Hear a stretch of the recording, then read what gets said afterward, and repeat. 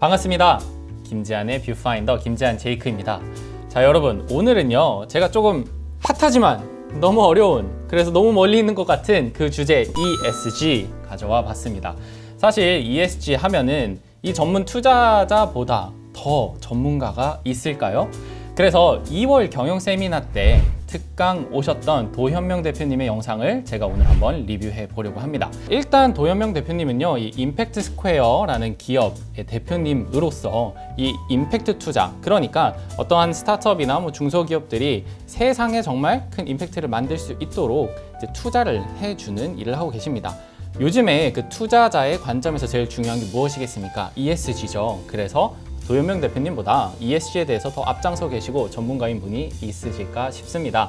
그래서 오늘은 아주 기대가 됩니다. 지체 없이 바로 한번 시작해 보겠습니다.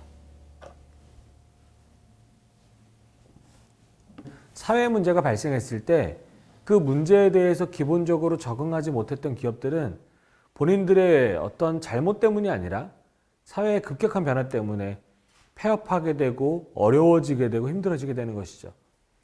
사회 문제가 기업에게는 멀리 떨어져 있는 것들, 우리와 상관없는 것들로 여겨졌다가 우리와 직접적인 연결성이 있는 것들로 이해되기 시작했다는 것입니다. 네, 이쪽에서는 이제 ESG가 어떤 흐름에서 중요하고 왜 주목받고 있는지, 그리고 왜 피할 수가 없는지 좀 설명을 해 주시는데요. 그렇죠. 사실 사회 문제, 이게 비즈니스에는 직접적인 영향을 끼칩니다. 우리가 사실 사회의 일부이기도 하고 우리의 고객들도 사회의 일부이기 때문에 직접적인 영향을 끼치지 않을 수가 없죠. 그래서 ESG가 단순히 그냥 우리가 경영하는데 비즈니스의 한 꼭지로서 중요한 것뿐만이 아니라 전반적인 사회에서 굉장히 중요한 이슈로 다루어지고 있기 때문에 이제 경영하시는 경영자, 그리고 비즈니스 입장에서도 이거를 간과할 수가 없는 거죠. 하나는 임직원으로서의 MG입니다. 우리가 새롭게 선발하고 있는 우리의 임직원들은 20, 30대인 거죠. 네, 그리고 이 임직원으로서의 MZ세대, 그렇죠. 무시할 수가 없습니다. 경영 환경에 누가 가장 큰 임팩트를 줍니까? 바로 고객이죠. 그런데요, 여러분, 내부 고객도 있다는 사실 혹시 계속 인지는 하고 계십니까? 자, 다시 한번 제가 질문을 하나 드리겠습니다. 내부 고객의 관점에서의 ESG는 무엇일까요? 자, 여러분이 아마 크게 생각하지 않으셨을 수도 있겠습니다. 그러나 이 ESG에는요, 거버넌스가 있습니다. 회사의 지배가치 구조이죠. 그래서 이 거버넌스 관점에서는 사실 MZ세대, 임직원으로서의 MZ세대가 또 중요한 하나의 요소입니다. 기후변화에 대한 IT 영역 전문가들의 모임에서 아마존을 굉장히 중요한 타겟으로 설정했죠. 그리고 실제로 아마존에 있었던 약 2,000명 정도의 개발자들은 시위에 나섭니다. 그리고 그들은 주장해요.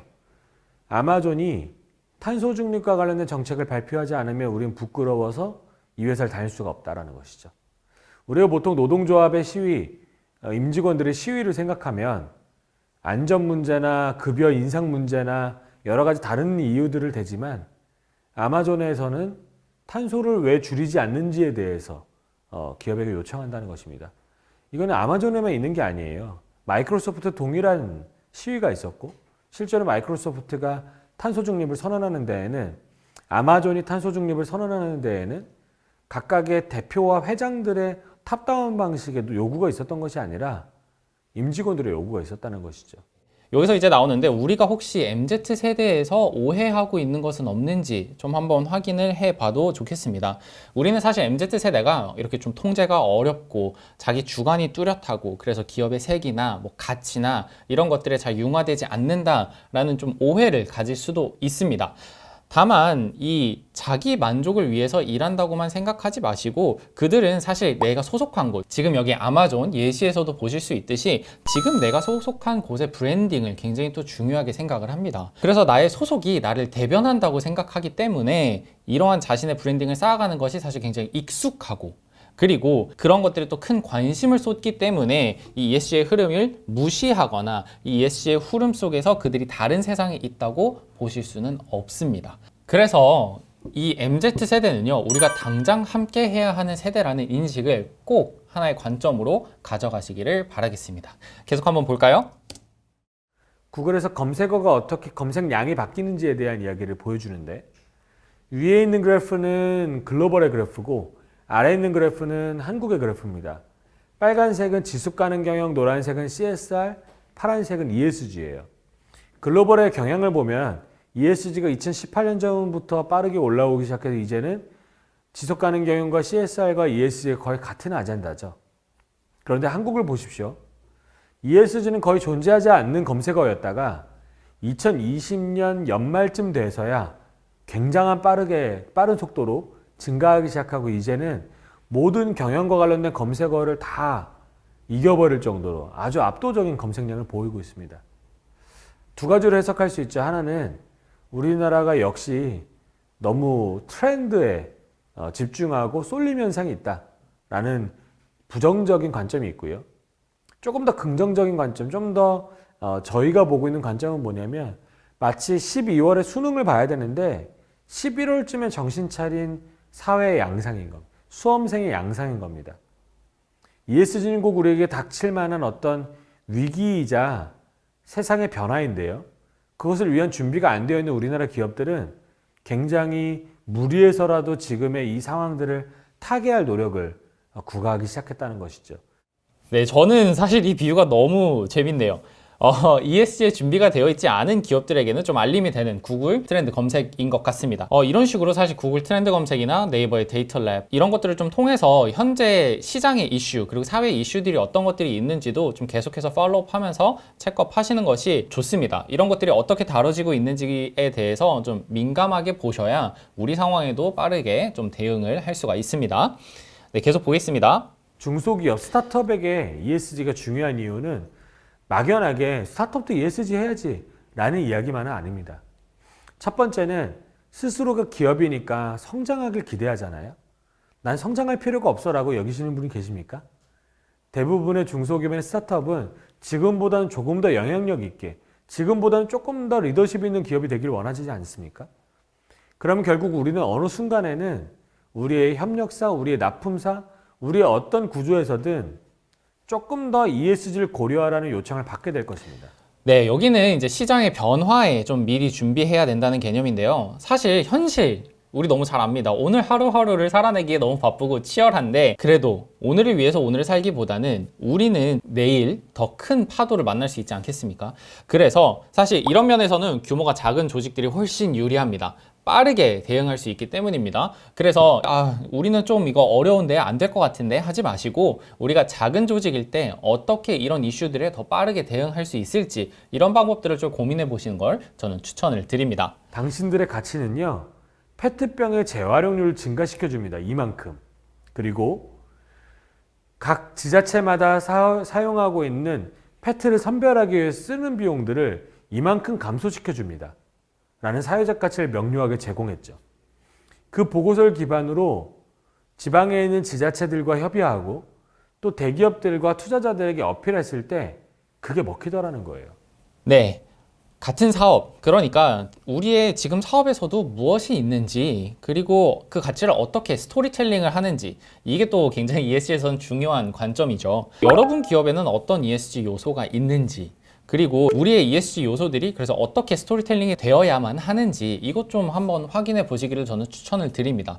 물론 이걸 처음부터 막 발굴해내기는 쉽지가 않습니다. 그래서 저희 가인지 컨설팅 그룹에서 가지고 있는 ESG 경영 실천 로드맵이 있습니다. 제가 이 실천 로드맵을 도현명 대표님의 경영 세미나 영상에다가 함께 좀 첨부를 해 드릴 테니까 멤버십 회원분들은 이제 그쪽에 가셔서 자료 다운로드 받으시고 우리 기업의 ESG 경영은 어떻게 실천하면 좋을지 한번 좀 작성을 해 보시면은 좋은 시작점이 되실 것 같습니다. 계속 한번 보겠습니다. 이런 일들을 잘하기 위해서 우리에게 필요한 일들을 몇 가지 설명드리려고 합니다. 하나는 우리와 협업하고 있는 그런 대기업들이 어떤 사회 문제를 굉장히 중점적으로 ESG에 고려하게 될지를 보시는 겁니다. 지금 보시는 저 다이어그램은 ESG를 실행하기 위한 중대성 평가라는 맵인데요. 유니레버의 맵이에요. 세로축은 우리가 이게 이해관계자에게 얼마나 유의미한지고 가로축은 이게 비즈니스, 우리의 비즈니스에 얼마나 영향력이 있는지에 대한 겁니다. 결국 무슨 이야기냐면 사회에만 도움되는 게 아니라 우리 비즈니스에도 중요하다는 얘기예요. 그러면 우리가 협업하려고 하는 그 기업이 만들고 있는 이슈와 여러 가지 상황들을 고려할 때 그들의 중대성 평가를 살펴보시면 된다는 겁니다. 그래서 그 이슈에 우리가 기여할 수 있다면 비즈니스를 제안해 보실 수 있다는 거예요. 여기서 실제로 이제 예시로 나오는 LAR이라는 브랜드인데 이 브랜드는 저도 잘 아는 브랜드입니다. 저도 실제로 이곳에 이제 신발을 한 켤레 가지고 있기도 한데 이곳은 사실 이 기회를 통해서요 최근에는 무인양품하고도 콜라보레이션을 진행을 했습니다.